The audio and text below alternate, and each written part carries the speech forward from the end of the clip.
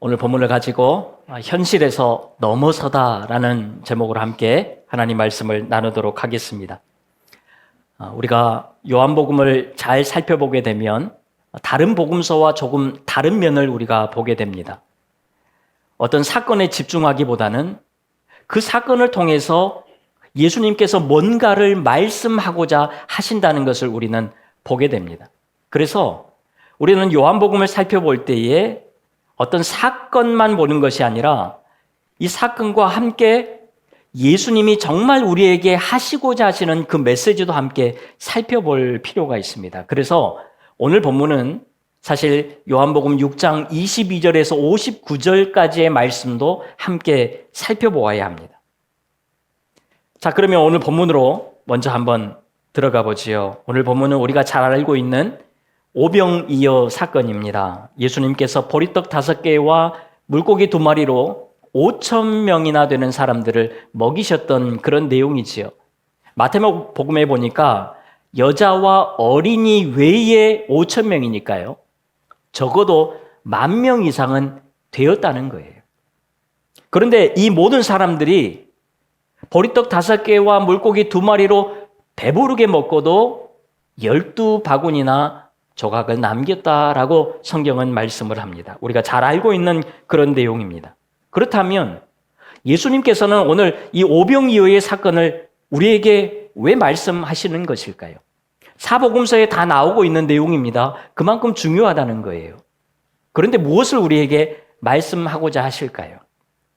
먼저는 우리에게 뭔가를 주시기를 원하신다라는 거예요. 우리 5절 말씀을 화면을 보고 같이 읽겠습니다. 시작. 예수께서 눈을 들어 큰 무리가 자기에게로 오는 것을 보시고. 아멘. 자, 예수님께서 눈을 들어서 예수님께로 나아오고 있는 그 사람들을 보셨다라는 거예요. 여러분, 성경에서 눈을 든다는 것은, 눈을 들어서 바라본다는 것은 뭔가를 집중해서 바라보고 있다는 그런 내용입니다. 그러니까요, 예수님께서 우리에게 관심을 가지고 우리를 집중해서 보고 계신다는 그런 말씀이죠. 왜 보고 계실까요? 왜 눈을 들어서 보십니까? 우리의 필요를 채워주기 위해서, 우리를 도와주기 위해서 그렇게 하시는 거예요. 여러분, 오늘 우리가 예배의 자리로 나올 때도 마찬가지입니다. 우리가 문에서 들어올 때에 먼저 와 있는 성도들이 바라볼 수 있지요. 그러면서 환영할 수 있습니다. 그러나 그것뿐만이 아니에요. 하나님이 눈을 들어서 우리를 바라보시는 거예요. 여러분, 우리는 아무 문제 없이, 아무 걱정 없이 이 자리에 들어온 것 같지만 정말 우리의 삶이 그렇습니까? 여러분, 하나님께서는 우리의 마음의 아픔과 상처와 고민과 염려와 근심들을 다 알고 계십니다. 우리의 연약함과 부족함을 다 알고 계세요. 그리고 여러분, 그렇게 나오고 있는 우리를 바라보시면서 그것을 채워주기를 원하신다라는 거예요. 그러면서 우리를 정말 따뜻한 눈으로 바라보시는 것입니다. 그래서 우리는 그냥 문 열고 들어오면 안 돼요. 우리를 그렇게 바라보고 계시는 그 예수님의 눈빛을 바라보면서 우리도 그 예수님의 이름을 부르면서 나아가야지요. 그리고 우리 안에 있는 솔직한 이야기를 사람들에게는 할 수 없지만 우리가 하나님 앞에는 이야기해야죠. 그런데 우리는 어떻습니까? 우리는 자꾸 다른 소리를 한다는 거예요. 돌려서 이야기를 하는 거예요. 우리가 요한복음 5장에서도 살펴본 것처럼 예수님께서 38년 된 병자에게 물으십니다. 내가 낫고자 하느냐? 자, 그러면 예수님의 이 질문 앞에 이 병자는 네, 낫고자 합니다. 낫고 싶습니다. 그 어느 누구도 나를 고쳐주지 못했지만 정말 낫고 싶습니다. 라고 이야기하면 얼마나 좋습니까? 그런데 이 사람이 뭐라고 그래요? 나를 저기에 옮겨주는 사람도 없고 내가 가기 전에 다른 사람이 먼저 들어갑니다. 나는 나올 수가 없습니다. 라고 다른 대답을 하게 됩니다. 그러면 안 되는 거죠. 오늘 본문에서도 예수님께서 빌립을 시험하십니다.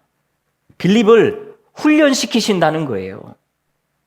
그러면서 이렇게 물으십니다. 5절에 보니까요. 우리가 어디서 떡을 사서 이 사람들을 먹이겠느냐라고 물으십니다. 여러분, 이 질문을 들은 빌립은 어떻게 대답을 해야 되지요? 그냥 예수님이 해결해 주십시오. 여러분, 빌립은 그렇게 오래되지는 않았지만 그동안 예수님이 행하셨던 기적들을 계속해서 경험해 오던 사람입니다. 예수님이 어떤 능력을 가지고 계시고 어떻게 행하실지 어느 정도는 알고 있어요. 그렇다면 예수님이 해결해 주십시오. 그러면 얼마나 깔끔합니까? 그런데 빌립이 뭐라고 이야기하지요? 예수님, 사람들에게 돈을 조금씩 더 둬도 한 200데나리온 정도밖에 안 나올 것이고 200데나리온이면 이 사람들이 떡을 먹기에는 부족합니다라고 이야기를 하고 있는 거예요. 그러니까 이 빌립은 예수님께서 걱정하시지 않도록, 예수님이 고민하지 않도록 다 계획을 세우고 계산까지 다 맞춰 놓았습니다. 얼마나 훌륭한 제자입니까? 그런데 예수님이 원하시는 대답은 이런 대답이 아니었던 거예요. 여러분, 오늘 우리는 예수님의 물음에 조금 단순해질 필요가 있습니다. 돌려서 대답할 필요가 없습니다. 그냥 예수님이 해주세요. 다른 거 없습니다. 예수님께서 해결해 주세요. 그러면서 맡기는 것입니다. 그러면 얼마나 편하고 좋습니까? 내가 해결하려고 하면 안 돼요. 그런데 예수님 해주세요. 맡기면 얼마나 편합니까? 그런데 우리는 왜 이렇게 안 하지요? 현실에서의 벽을 우리는 자꾸 마주하기 때문에 그렇습니다. 우리 눈앞에 있는 그 상황의 벽 앞에 우리는 자꾸 멈칫하기 때문에 그래요. 38년 동안 고침을 받지 못한 그 벽에 걸리는 거예요. 돈이 없으면 떡을 먹을 수 없다는 이 돈의 문제 앞에 걸리는 것입니다. 이런 현실의 상황의 벽이 우리에게 있습니다. 여러분, 이런 담들이 높으면 높을수록 우리는 현실의 삶에 주저앉게 되지요. 여러분, 이때에 어떻게 해야 할까요? 현실은 우리 눈앞을 자꾸 가로막는데 여러분, 우리는 어떻게 해야 됩니까? 예수님을 바라보는 거예요. 현실 뒤편에 있는 그 현실 너머에 있는 그 예수님을 바라보는 거예요. 예수님, 해주세요. 내가 일주일 동안 붙들고 살아왔는데 안 됩니다. 예수님 해주세요. 그러는 거예요. 여러분, 우리가 이런 믿음으로 나아갈 때예요. 우리가 현실의 벽을 뛰어넘는, 현실을 넘어서는 그런 인생을 살아가게 될 줄로 믿습니다. 그렇다고 우리가 두 눈 딱 감고 그냥 팔짱을 껴고 가만히 있자는 것이 아니에요. 여러분, 믿음은 추상적인 게 아닙니다. 우리 속으로만 하는 게 아니에요. 믿음은 현실적인 거예요. 믿음에는 반드시 행동이 따라와야 됩니다. 그것이 비록 작은 몸부림일지라도 여러분, 우리에게 그런 믿음의 행동이 반드시 따라와야 돼요. 오늘 본문에 나오는 안드레가 그것을 잘 보여주고 있지요. 9절에 보니까요, 여러분, 안드레가 한 아이에게 보리떡 5개와 물고기 2마리를 들고 예수님께 나아갑니다. 그러면서 이렇게 이야기해요. 그러나 그것이 이 많은 사람에게 얼마나 되겠사옵나이까. 여러분, 안드레가 지금 예수님께 물고기 2마리와 보리떡 5개를 들고 가기는 하는데 이걸로 얼마나 해결이 될까? 여러분, 이런 생각 들지 않겠습니까? 조금 많이 가지고 간다면 그래도 나눠 먹으면 되겠지 하는데 이 조금 가지고 무엇을 하겠습니까? 그런데 이 아주 작은 믿음, 이 작은 믿음으로 나아갔더니 5,000명도 넘는 사람들이 배부르고도 남았다라고 성경은 우리에게 말씀을 하고 있습니다. 여러분, 우리가 현실에서 아주 작은 믿음의 발걸음을 내디딜 때에 우리는 현실을 뛰어넘는 엄청난 믿음으로, 역사로, 기적으로 달려가게 된다는 사실입니다. 여러분, 현실을 넘어서는 믿음은 대단한 믿음에서 출발하는 것이 아닙니다. 다 작은 믿음에서 출발을 해요. 누가복음 17장 6절 말씀 같이 한번 읽겠습니다. 시작. 주께서 이르시되 너희에게 겨자씨 한 알만한 믿음이 있었더라면 이 뽕나무더러 뿌리가 뽑혀 바다에 심기어라 하였을 것이요 그것이 너희에게 순종하였으리라. 아멘. 여러분, 예수님께서는 우리에게 겨자씨만한 그 한 알만한 믿음을 원하신다는 거예요. 우리에게 큰 믿음을 요구하시지 않습니다. 우리에게 큰 믿음도 사실은 없잖아요. 그저 작은 믿음으로 우리가 나아오기를 원하신다라는 거예요. 여러분, 오늘부터 우리에게 이런 작은 믿음의 몸부림이 조금씩 일어나기를 바라요. 큰 거 안 해도 됩니다. 그냥 작은 몸부림이에요. 그냥 문에 들어오면서 예수님을 바라보는 거예요. 그냥 예수님 해주세요. 이거 하는 거예요. 큰 거 아닙니다. 작은 믿음의 몸부림으로 나아가면 돼요. 그러면 현실을 넘어서는 엄청난 역사를 우리는 보게 될 거예요. 마치 보리떡 5개와 물고기 2마리로 5,000명이나 넘는 사람들을 배부르게 먹였던 것처럼 오늘 우리의 삶에도 그런 기적들이 일어날 거예요. 작은 믿음의 몸부림에서 시작하자라는 것입니다. 자, 이런 놀라운 기적을 경험하자 여러분, 사람들이 어떻게 반응을 합니까? 여러분, 우리의 현실의 문제, 사실 다 먹고 사는 문제 아닙니까? 이 먹고 사는 문제가 해결된다면 얼마나 좋을까요? 이것이 완전히 해결된다면 그러면 얼마나 편합니까? 그러면 예수님을 얼마든지 따라갈 수 있지 않겠습니까? 발벗고 우리는 따라다닐 거예요. 여러분, 이스라엘 백성들은 이 오병이어의 기적을 경험하자마자 이들의 머리 가운데는 한 사건이 모두에게 동일하게 지나갔을 거예요. 바로 광야에서 먹었던 만나 사건입니다. 아무것도 먹을 거 없었던 이 광야에서 40년 동안 단 한 번도 줄이지 않았던 이스라엘 백성들, 이 사건을 떠올리는 거예요. 아, 하나님이 광야에서도 하늘에서 양식을 내려주셨지. 아, 하나님이 먹여 살리셨구나 라는 것을 생각하는 거예요. 그러면서 이런 말씀이 오버랩이 됩니다. 신명기 18장 15절 말씀 같이 한번 읽습니다. 시작. 내 하나님 여호와께서 너희 가운데 내 형제 중에서 너를 위하여 나와 같은 선지자 하나를 일으키시리니 너희는 그의 말을 들을지니라. 아멘. 이것이 오늘 본문 14절에서 말씀하는 참으로 세상에 오실 그 선지자를 이야기하고 있습니다. 그래서 이스라엘 백성들은 모세가 예언했던 바로 그 선지자 메시아가 바로 이분이구나 라고 생각을 하고 이분을 붙들면 되겠다 라고 믿고 임금으로 세우려고 하는 것을 우리는 보게 되지요. 먹고 사는 문제가 완전히 해결되었으니 앞으로도 문제없이 해결될 것이니까 어느 누가 이렇게 하지 않겠습니까? 당연한 거지요. 그런데 예수님께서 그 자리를 피해서 떠나가십니다. 왜요? 예수님이 원하셨던 반응은 이런 반응이 아니었다라는 거예요.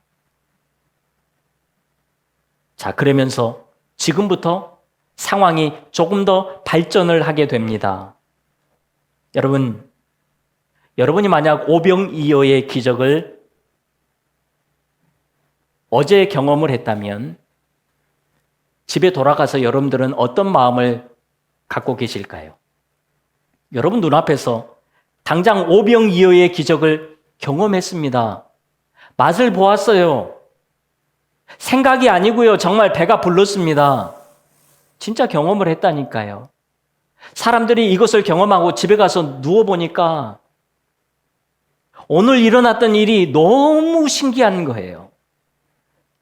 세상에서 살다가 이런 기적은 경험을 해보지도 않았습니다. 잠이 오지를 않아요. 생각을 합니다.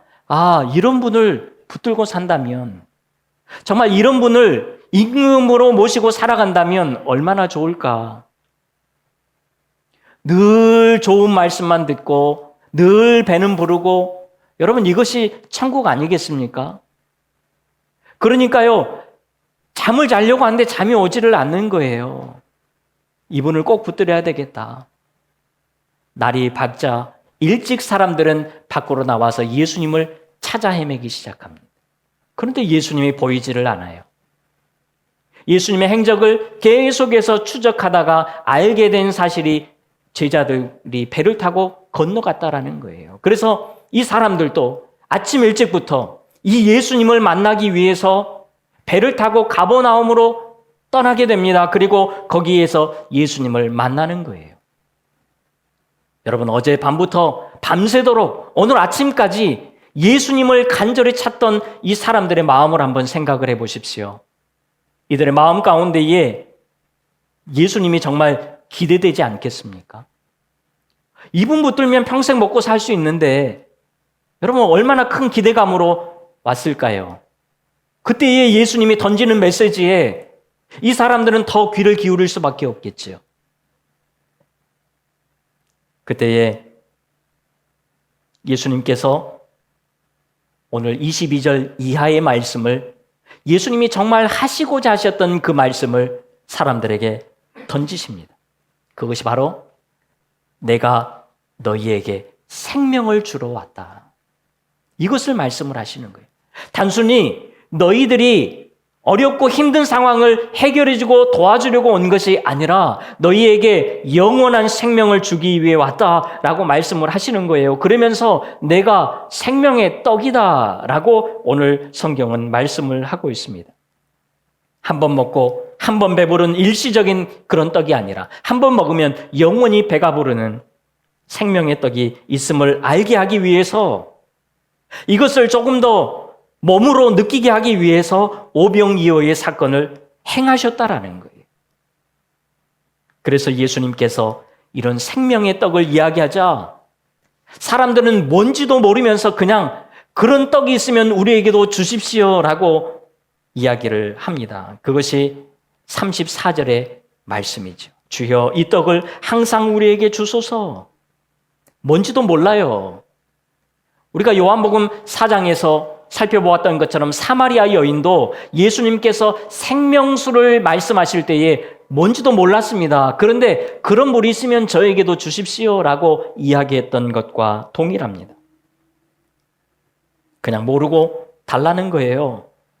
그러자 예수님께서 35절에 이 떡이 뭔지를 이야기하시죠. 같이 읽습니다. 시작. 나는 생명의 떡이니 내게 오는 자는 결코 줄이지 아니할 터이요 나는 영원히 목마르지 아니하리라. 아멘.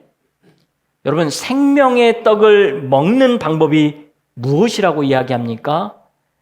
예수님께로 오는 거예요. 예수님께로 나아오는 거예요. 예수님께로 일단 나아와야지 뭔가 받아 먹을 수 있지 않겠습니까? 예수님을 영접하는 것입니다. 예수님을 믿는 거예요. 그때에 우리가 생명의 떡을 먹게 된다는 것입니다. 다른 게 아니에요.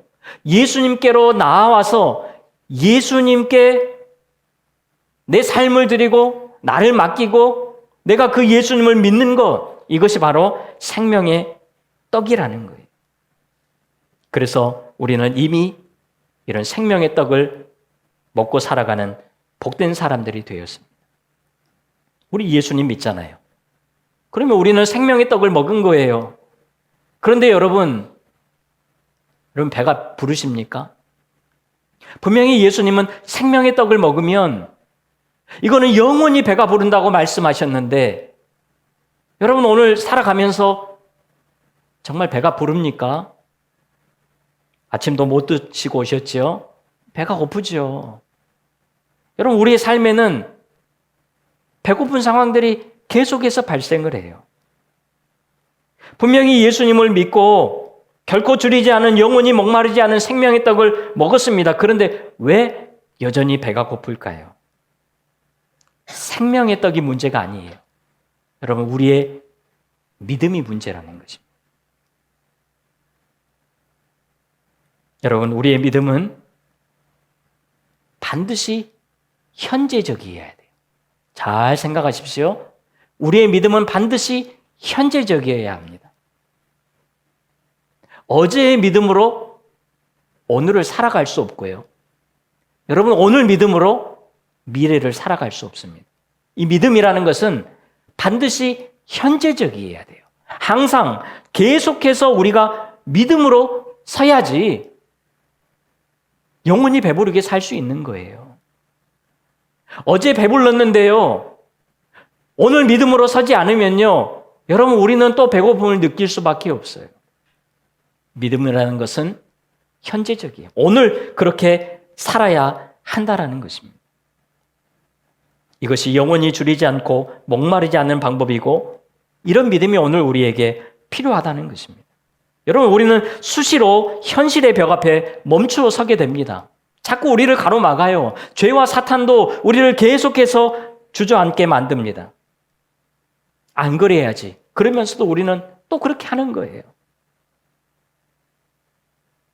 현실 앞에 주저앉을 때가 자주 있습니다. 여러분, 그때마다 우리는 현실 너머에서 우리를 바라보시는 그 예수님을 다시 바라보는 거예요. 이것이 여러분 믿음으로 사는 것입니다. 어제 그렇게 살았어도 오늘 또 살아야 되고 내일 또 그렇게 살아야 돼요. 솔직히 우리는 일어설 힘도 없습니다. 능력도 없습니다. 우리가 그냥 예수님을 바라보기만 하면 예수님께서 우리를 다시 이끌고 가시기 때문에 가는 거예요. 여러분, 오늘 보면 44절에도 보면요, 하나님께서 우리를 이끌어 가신다라고 분명하게 말씀을 하고 있습니다. 그리고 오늘 본문에서 계속해서 말씀하는 것이, 내게 오는 자는 결코 내쫓지 않을 것이다. 내게 한번 나아오는 자는 내가 잃어버리지 않을 것이다. 세상 끝날까지, 마지막까지 내가 너희들을 붙들고 갈 것이다. 그리고 마지막 날에 너희들을 살릴 것이다. 계속해서 반복해서 말씀하는 것이 오늘 바로 이 내용이에요. 우리가 예수님을 바라보기만 하면 예수님이 우리를 붙드시고 끝까지 우리를 인도해 가시겠다. 그 말씀을 하는 거예요. 그러니까 우리는 그냥 예수님만 바라보라는 것입니다. 이것이 오늘 본문에서 우리에게 계속해서 말씀하는 거예요. 우리는 현실에서 자꾸 넘어지지만 우리가 예수님을 바라보면 예수님께서 우리로 하여금 현실을 넘어서게 하는 그런 은혜를 주신다라는 것입니다. 그래서 오늘 우리가 이렇게 믿음으로 살아가는 것 아니겠습니까? 우리 스스로를 한번 보지요. 우리가 정말 믿음이 좋아서 큰 믿음을 가지고 있어서 오늘 이렇게 살아갑니까? 아니에요. 그냥 나는 작은 믿음으로 나아왔는데 그냥 예수님을 바라보는데 그 예수님이 나를 이끌고 오늘 내 삶을 붙들고 가는 거예요. 여러분, 우리가 성경에 나오는 수많은 믿음의 사람들을 보게 되지요. 그들이 정말 믿음이 다 좋았습니까? 아니에요. 그냥 예수님을 바라봤는데, 하나님을 바라보았는데 하나님이 이끌고 가시는 거예요. 그래서 믿음으로 살아가게 되더라는 것입니다. 그러니까요, 오늘 우리가 믿음 안에 있다는 것 자체가 중요한 것입니다. 오늘 내가 예수님을 믿는다는 것 자체가 훌륭한 거예요. 여러분, 다른 게 아니에요. 여러분들이 큰 일을 하셔서가 아니고 오늘 내가 예수님을 믿는다는 것 자체가 굉장히 훌륭한 거예요. 여러분, 예수님 다 믿으시지요? 아멘입니까? 그러면 되는 거예요. 오늘 본문 29절에서 이렇게 말씀합니다. 같이 한번 읽습니다. 시작. 아멘. 여러분, 얼마나 놀라운 말씀입니까?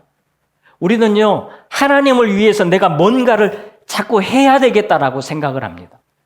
이것도 하고 저것도 하고 교회를 위해서 이것도 하고 저것도 하고 해야 이것이 하나님의 일이고, 내가 아무것도 하지 않으면 나는 하나님의 일을 아무것도 하지 못했다. 그러면서 우리는 내 스스로 위축될 때가 많습니다. 그런데 여러분, 오늘 예수님께서 말씀하시잖아요. 하나님의 일이 뭐라고요? 우리가 예수님을 믿는 거예요. 우리가 예수님을 잘 믿으면요, 여러분 그것이 하나님의 일을 하는 거예요. 여러분 정말 놀랍지 않습니까? 정말 시원한 말씀 아닙니까? 그런데 우리는요, 이 말씀만 듣고 나면 뭔가 시원함은 있는데 여전히 답답함도 생기는 거예요. 뭔가 좀 구체적인 것을 우리에게 말씀을 해주면 좋을 것 같아요. 그래서 그것만 말씀드리고 오늘 말씀을 맺도록 하겠습니다. 여러분, 예수님께서 나는 생명의 떡이다. 내가 생명의 떡이다 라고 말씀을 하셨지요. 여러분, 구약 성경에서 생명의 떡은 하나님의 말씀을 의미합니다. 신명기 8장 3절에 보면 사람이 떡으로만 사는 것이 아니요 여호와의 입에서 나오는 모든 말씀으로 사는 줄을 내가 알게 하려 하심이니라 라고 말씀을 합니다. 그래서 하나님께서 이스라엘 백성들에게 생명의 떡으로 율법을 주셨잖아요. 이 율법을 행하고 살아가면 그들은 생명의 떡을 먹는 거지요. 오늘 보면 45절에서도 이렇게 말씀을 합니다. 아버지께 듣고 배운 사람마다 내게로 오느니라 라고 말씀을 합니다. 하나님의 말씀을 듣고 배운 사람, 다시 말해서 하나님의 말씀을 경청하고 하나님의 말씀에 순종하는 사람, 바로 이 사람이 생명의 떡을 먹은 사람이다 라고 말씀을 하고 있습니다. 여러분, 하나님의 말씀은 듣기만 해서는 안 되는 거예요. 듣고 배워야 됩니다. 우리의 삶 가운데에 몸부림으로 나타나야 된다라는 거예요. 여러분, 그런데 그것이 잘 됩니까? 안 되잖아요. 구약의 사람들, 유대인들도 이스라엘 백성들도 하나님의 말씀대로 살려고 아무리 노력했지만 안 됐다라는 거예요. 여러분, 오늘 우리도 그래요. 오늘 결단하고요, 말씀대로 내가 이렇게 한 주간 살아야지, 안 되더라는 것입니다. 살고 싶어도 잘 안 됩니다. 그래서 신약에 와서 예수님께서 생명의 떡이 무엇인지를 우리에게 다시 말씀하세요. 그것이 바로 예수님의 살입니다. 살. 54절, 55절 말씀 우리 화면 보고 같이 읽습니다. 시작. 내 살을 먹고 내 피를 마시는 자는 영생을 가졌고 마지막 날에 내가 그를 다시 살리리니 내 살은 참된 양식이요 내 피는 참된 음료로다. 아멘. 단순히 성찬식을 의미하는 그런 말씀이 아닙니다. 예수님의 살과 피를 먹고 마신다는 것은 예수님과 연합한다는 거예요. 우리 56절 말씀에 이렇게 말씀합니다. 내 살을 먹고 내 피를 마시는 자는 내 안에 거하고 나도 그의 안에 거하나니 라고 말씀을 합니다. 그렇다면 여러분, 예수님과 연합한다는 것이 무엇일까요? 예수님과 함께 사는 거예요. 그렇다면 예수님과 함께 사는 것은 무엇일까요? 여러분, 가족들과 함께 한 집에서 같이 살아가지요. 그렇게 살아가는 것이 가족입니다. 함께 연합해서 함께 거하는 거예요. 함께 사는 거예요. 네. 여러분, 이 가족 구성원들이 1년 365일 하루 24시간 계속해서 같이 살아갈까? 그것이 같이 사는 거예요? 아니죠. 다 각자의 삶에서 흩어져서 자기의 일들을 하면서 살아갑니다. 그런데 우리는 함께 산다고 이야기를 해요. 그 의미가 무엇이지요? 우리는 내 일을 하면서도 순간순간 내 가족들을 생각을 하는 거예요. 어려운 일이 생겼을 때에 가족들과 함께 그것을 헤쳐나가는 거예요. 즐거운 일이 있을 때에 가족들과 함께 행복을 누리는 거예요. 여러분, 맛있는 거 먹으면 가족들 생각나고 자녀들 생각나죠. 좋은 데 가면 가족들 생각나고 자녀들 생각납니다. 같이 해야지. 여러분, 이것이 같이 사는 거예요. 예수님과 함께 사는 것도 이와 마찬가지입니다. 우리가 계속해서 예수님을 찬양하면서 살 수는 없습니다. 하나님의 말씀 붙들고 살지는 못해요. 그러나 순간순간 예수님을 생각하는 거예요. 현실의 벽에 부딪혔을 때에 예수님을 바라보는 거예요. 내가 해결할 수 없는 문제 앞에 머물러 섰을 때에 우리가 하나님께 도움을 구하고 하나님의 은혜를 구하고 그 은혜로 살아가는 거예요. 이것이 예수님과 함께 연합해서 사는 것입니다. 여러분, 우리가 이렇게 살아갈 때에 우리는 현실에 넘어지는 인생이 아니라 현실을 넘어서는 그런 인생이 될 줄로 믿습니다. 정확히 이야기하면 우리가 현실을 우리가 넘어서는 것이 아니에요. 예수님께서 우리로 하여금 현실을 넘어서게 만들어 주시는 거예요. 우리를 이끄셔서 현실을 넘어서게 해 주신다는 것입니다. 여러분, 한 주간 예수님을 우리 더욱 생각하면서 살아가시죠. 혹시 이번 주 살아오시면서 예수님을 얼마나 생각하셨습니까? 혹 교회에 왔을 때만 우리가 예수님을 생각했다면 아니에요. 이제는 여러분 삶에서 순간순간 예수님을 생각하셔야 돼요. 그리고 그 예수님을 바라보면서 오늘 내 현실의 벽 앞에서 그 예수님의 도움을 구하고 예수님의 도움을 바라보면서 살아가는 거예요. 이것이 믿음의 사람이지요. 그리고 그 작은 믿음의 몸부림으로 우리가 나아갈 때에 우리는 오병이어의 기적과 같은 그 놀라운 예수님의 역사들을 우리의 삶 가운데 경험하게 될 줄로 믿습니다. 여러분, 이런 믿음으로 한 주간도 힘있게 살아가시는 우리 모두가 다 되시기를 주님의 이름으로 축원합니다. 기도하겠습니다. 하나님, 우리가 순간순간 예수님을 생각하게 도와주십시오.